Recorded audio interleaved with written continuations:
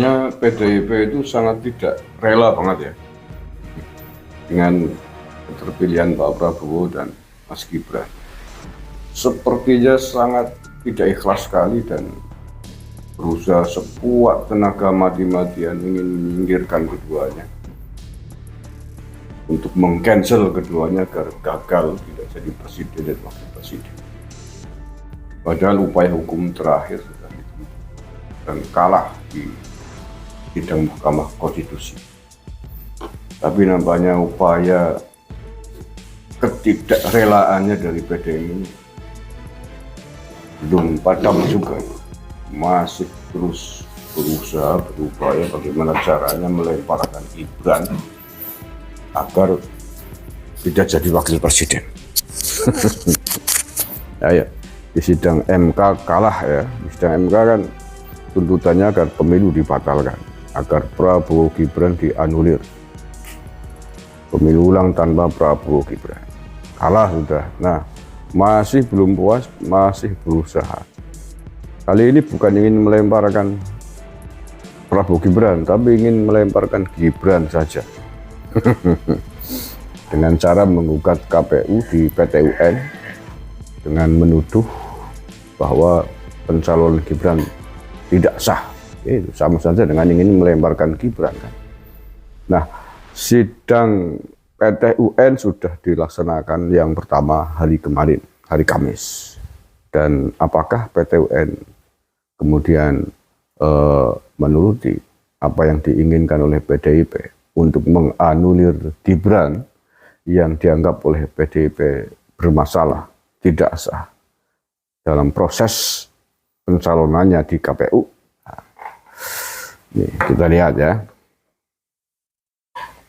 Nah, ternyata ini dari berita yang saya baca,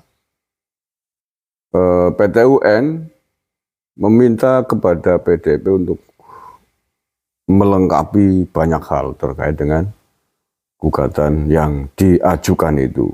Artinya belum apa-apa kemarin itu di sidang PT UN yang pertama. Jadi masih dinilai banyak kekurangan, belum jelas lah intinya antara yang diinginkan atau yang dituntut oleh PDIP itu dengan fakta-fakta yang diajukan di PT UN. Ini lebih lengkapnya saya baca nih.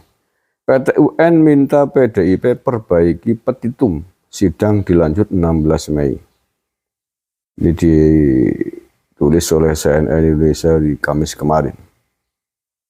Pengadilan Tata Usaha Negara PT UN Jakarta meminta tim kuasa hukum PDIP memperbaiki tuntutan atau petitum dalam gugatan mereka terhadap KPU yang diduga telah melakukan perbuatan melawan hukum dalam Pilpres 2024. Kuasa tim hukum PDIP Gayus Lambun menyatakan terbuka untuk menerima permintaan perbaikan tersebut. Ia menyebut perbaikan itu bertujuan untuk melanjutkan persidangan ke tahap pemeriksaan. PT UN ini sifatnya administratif, dia terbuka sekali untuk mengingatkan yang harus dikaitkan antara posita dan petitum. Itu hak mereka dan kami menerima dengan baik karena ini bertujuan melanjut pada pemeriksaan, kata Gayus usai sidang pendahuluan di PT UN hari Kamis kemarin. Ia mengatakan akan mempersiapkan segala perbaikan yang diperlukan pada sidang selanjutnya pada 16 Mei. Pak Gayus Raya masa sekali bergayus tambunan, sekali persoalan yang sangat besar, PT UN, persoalan KPU, persoalan presiden, wakil presiden terpilih, masa tuntutannya belum lengkap sih. Saya ingin Gibran dianulir, menuduh Gibran tidak sah pencalonannya di KPU. Kok sudah masuk tahap persidangan kok masih belum lengkap petitumnya?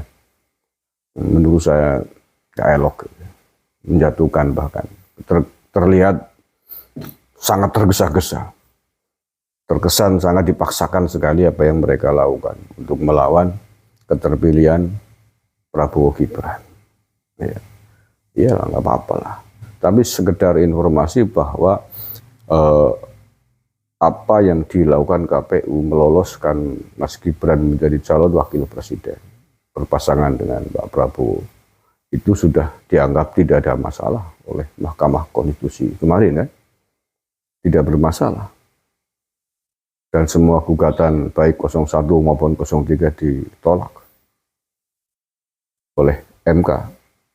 Dianggap tidak ada yang memenuhi syarat, dianggap tidak memenuhi prinsip-prinsip hukum. Semua yang dilakukan KPU, tahapan-tahapan pilpresnya, sudah dianggap sesuai dengan prosedur dan ketentuan undang-undang yang berlaku. KPU menerima pencalonan Gibran atas dasar keputusan Mahkamah Konstitusi.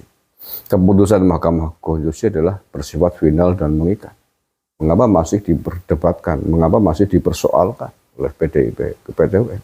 Apakah keputusan PT UN bisa mengukurkan keputusan Mahkamah Konstitusi? Kan tidak.